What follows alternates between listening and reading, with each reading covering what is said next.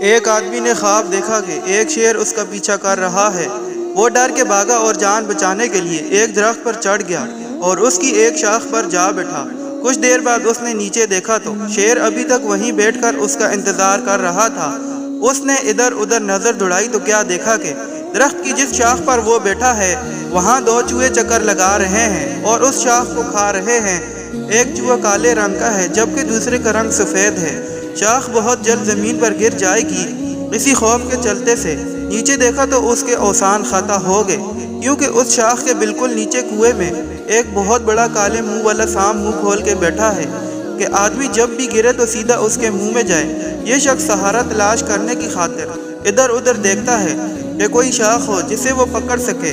وہ دیکھتا ہے کہ ساتھ والی شاخ پر شہد کی مکھیوں کا چھتا ہے اور شہد کے قطرے اس میں سے گر رہے ہیں۔ آدمی ان قطروں کا ذائقہ چکھنا چاہتا ہے۔ وہ شہد کے قطروں کو چکھنے کے لیے اپنی زبان باہر نکالتا ہے۔ شہد بہت لذیذ اور مزیدار تھا۔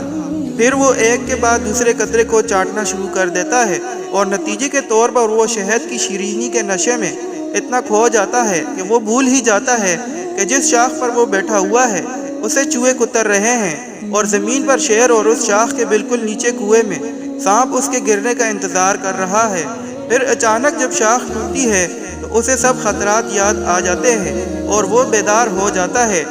یہ ایک منفرد خواب تھا جو اس نے دیکھا۔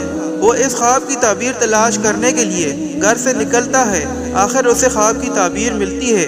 وہ شیر جو اس نے دیکھا وہ اس کی موت تھی جو ہر وقت اس کا پیچھا کر رہی تھی اور جہاں بھی وہ جاتا ہے اس کے پیچھے پیچھے چل پڑتی ہے۔ وہ دو چوہے کالا اور سفید دن اور رات ہیں۔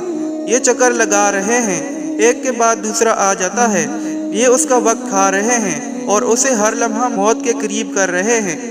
وہ کنواں اس کی قبر ہے اور اس کنویں میں موجود کالے منہ والا بڑا سانپ اس کی قبر کا عذاب ہے جو اس کا انتظار کر رہے ہیں کہ وہ کب اس میں آئے گا۔